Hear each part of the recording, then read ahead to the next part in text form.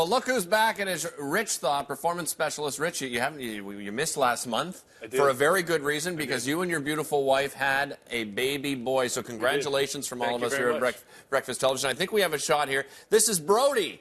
How are now, bro? I think he's a month old now. He is a month old. So how are things? How are you guys? We're doing good. We're doing great. It's new parenthood, so it's exciting. It's fun. It's new times. Yeah, it's, absolutely. A big learning curve, but what a cutie. Yeah, Brody. Happy 1 month birthday to you.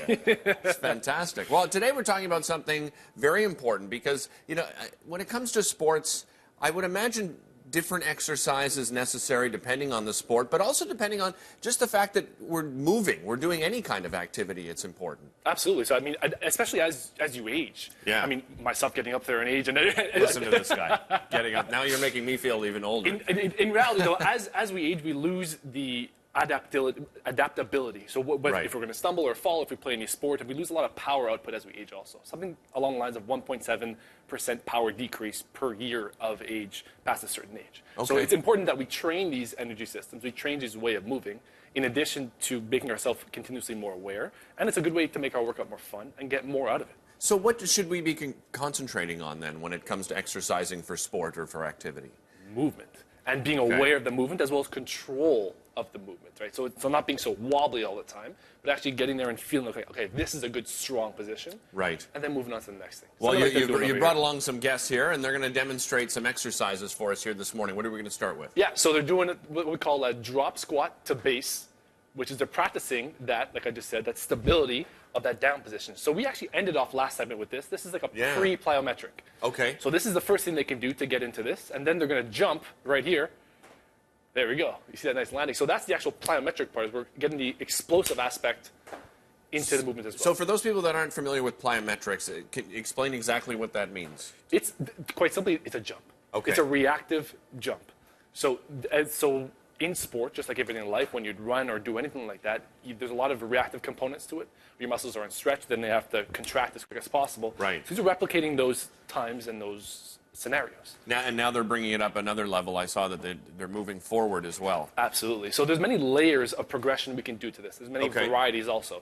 So essentially, we're just trying to think of what are you doing in sport?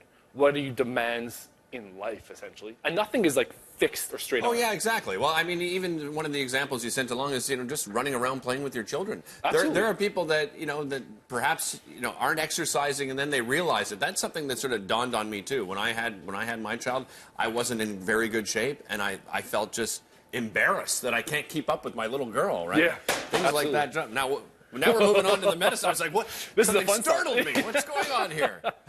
So this is, so working on from the lower body stuff aspect, now you can see the upper body aspect. Okay. So just like in everything else, there's a rotational component. And although you can do straight down slams, as I'm sure everybody's seen very often, here's a variety or a variation you could do with a partner.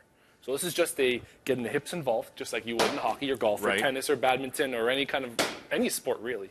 And then adding some chops and slams. So you mentioned upper body here. So what specific muscles are we working in the upper body in this sort of exercise? So here, because of the arc, they're working their shoulders. Okay. And they're working the connection from the ground up through the hips, getting that core working also. Right. And then coming down to work again that core and that pattern. Let's talk about this next one. Ooh, we're flying through this. This is awesome.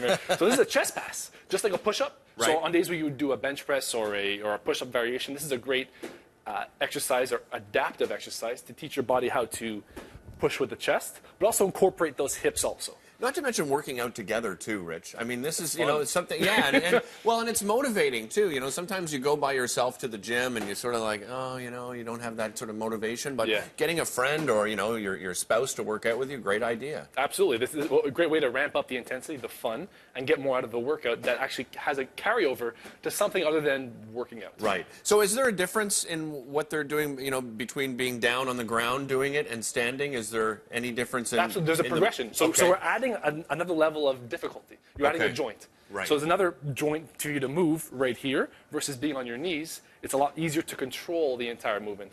So here they're being aware of the hips coming forward and the hands going forward. Whereas standing, they have to get everything standing nice and tall, nice and stable from the head to the feet instead of the head to the knees. A little bit shorter of a distance. And I'm glad you showed progressions too, right? Because like for anybody, if you're just beginning, of course, you start small and you build yourself up to doing more. Absolutely. That's kind of the theme we've taken across the entire segment. It's going from easier to more complex, simpler to, well, more complex, slower to faster, and so on and so forth. Yeah, absolutely. Hey, guys, thank you so much. You guys could do this forever. They're in such good Just let shape. them go. They're in such good shape. Hey, congratulations again to Thank you so on much, that beautiful baby boy. Don't go anywhere. We'll be back with more Breakfast Television coming up right after this.